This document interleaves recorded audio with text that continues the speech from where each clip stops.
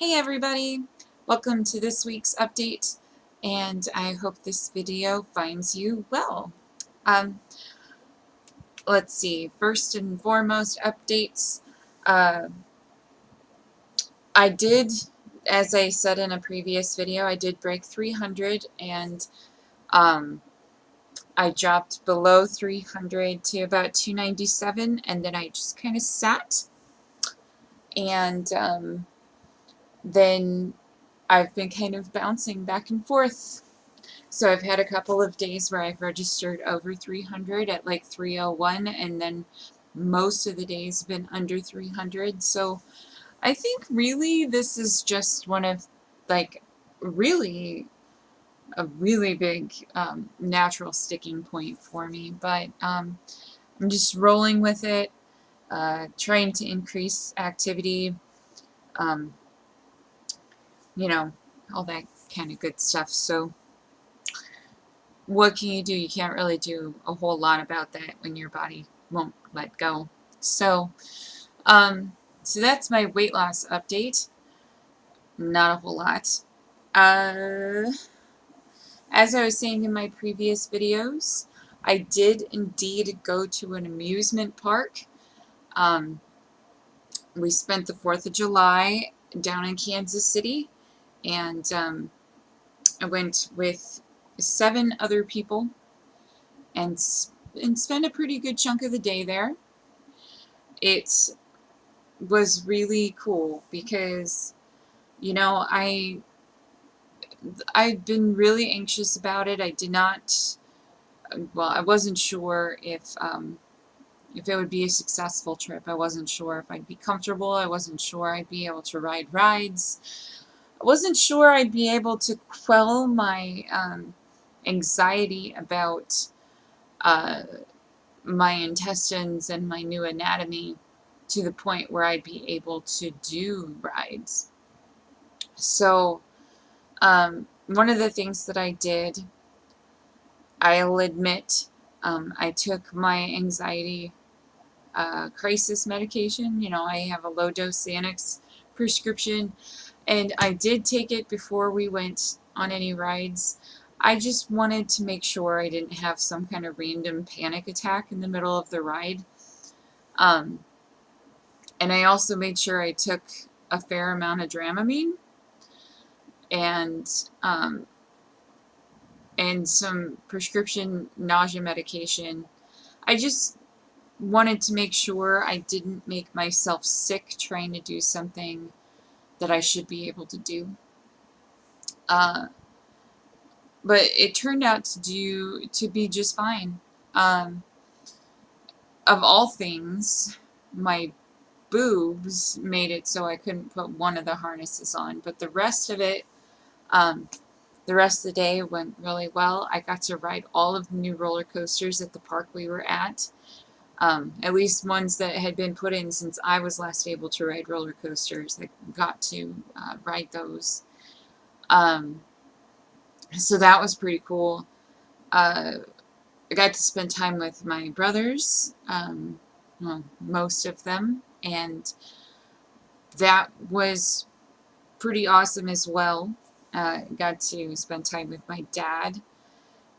And, you know, like, I really surprised myself. I really thought that I was going to be more tired, more worn out. But at the end of the day, I mean, I was tired, but I was apparently not nearly as tired as everyone else because everyone else was kind of crashing out in the car. And I was still ready to go. I was still kind of bouncing along. And, um, and I looked at my tracker, and I had definitely burned more than I ate that day. And I had walked at least 6.5 miles. That would have exhausted me in the past. So yeah, anyway, I was super surprised by that. And was very pleased by that as well. So, you know, what can you do but be happy with, you know, things like that, where it's just a surprise, but a pleasant one. In the course of that, I sprained my teeth all in here. Like the ligaments in my jaw are all strained, bruised, whatever, whatever you want to say. So my face is in a fair amount of pain, so I'm not going to talk for a super long time. But I will admit two things that have kind of come to my attention recently. Well, one is like a simple admission of like guilt or whatever, and that is, you know, yes, I had a gastric bypass. Yes, with gastric bypass, you're not supposed to take things like ibuprofen. I will admit now that, and you know, and I realize like every person probably comes to a point during, you know, their post-op life where they have to make this choice, because we are all posed with a situation where something like an anti-inflammatory is necessary, and we can't just go to the hospital and have an injection all the time. So, you know, you weigh your pros and your cons, your risks, and I will flat out admit that I have utilized NSAIDs a little bit in the last couple of days. I couldn't stand it anymore. My face hurt too much. I couldn't do anything about it. I was chewing thousands of milligrams of Tylenol, which is not good for you. So I started reading a lot and considering my history with these types of medications, and basically dosed myself like I was a baby,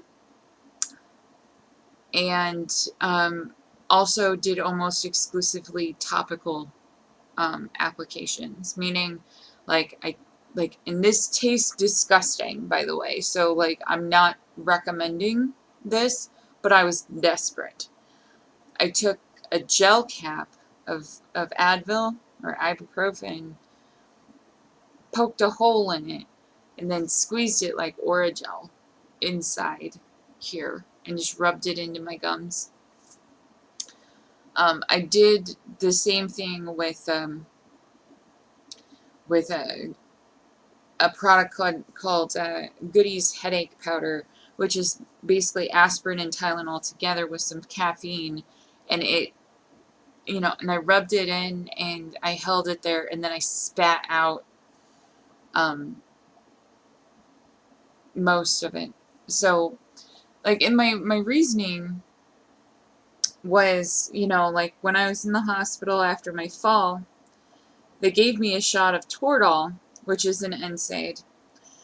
And I had asked the doctor, you know, if that was safe, and they said that it was absolutely safe for me to have an injection of an NSAID, because it was not going to sit in my pouch, and therefore it wasn't going to burn through my stomach lining. It was going to, you know, apply systemically.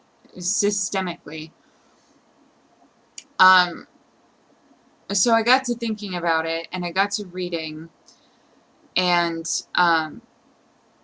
most of the stuff actually says that, you know, with doctor consent and monitoring and being super careful, a very low dose can be administered, especially with like buffering agents like food,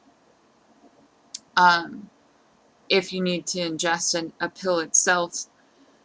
And so I got to thinking about the fact that there's liquid forms of things and stuff, but you know, at the end of the day, you know, like I went through all of this stuff to make sure it wasn't going to like explode my stomach, but the reality of it is that I have to take responsibility for the choice that I made, which was that I decided I was willing to risk potential stomach damage from taking one ibuprofen in order to try and mitigate some of the excruciating pain in my jaw. And I don't regret it. So, I'm not recommending that to anybody. But I figure because this is kind of a chronicle and a history of my experience, I'll put that down here just in case, weeks from now I have like some major complication and we're trying to figure out when was it that I took that. Now we will know that I took that now. The other thing that came up recently that I wanted to speak to before I went on my merry way was I've been asked a certain question like repeatedly, and it's just kind of a thought to put out there more than anything. And I know most of the time these videos are not watched by people who are not doing surgery, but in the just in case that it is being watched by somebody who is supporting somebody who's doing surgery, or somebody who is having surgery and is experiencing the same thing. Okay. One of the questions that I keep getting asked recently, and it's driving me crazy, is, people get into the conversation with me. They'll ask me how much weight I've lost. That doesn't bother me. I am perfectly proud and happy to talk about my surgery, talk about how much weight I've lost and how much progress I've made, the different tools that I've used over the course of the years that I've been working on this. I feel like I should be very proud. I feel like every person who's gone through this process should be very proud of the success that they've had. The question that gets to me, though, is maybe 2/3 to 3/4 of those conversations, we get to a point where the person asks, so when do you get to start working out? Or so do you get to eventually start working out hard again? Or, something to that effect. And it really gets to me, like really gets to me, because in my brain, I think I've been working out. I've been working out this entire time. All through these years, I've been doing, maybe I haven't been bulking it out. Maybe I haven't been spending 3 hours in the gym lifting weights. Maybe I haven't been running marathons, but I have been consistently exercising and doing my thing and increasing my stuff and tracking my calories and doing all this stuff. So why now, during these conversations, it makes me wonder, what makes a person ask that question, where they're asking when I can start working out. It's like, does it look like I don't work out? Do I just look that loose and floppy? Or were people expecting it to be more dramatic? I never follow up the question with a, why do you ask? Sometimes I follow it with a, I have been. But it's a weird question to ask, and it's a weird question to face, because it brings kind of a certain self-consciousness. Like, why are you asking that? What is the instigating factor for that? Like, is it because you don't know what the recovery time on this is, like what the safety measures are? Or is it because of how I look? Is it because I seem to be physically feeble even though I'm losing weight? Is it like, what is the cause for that question? I know I'll probably never know, and that's okay.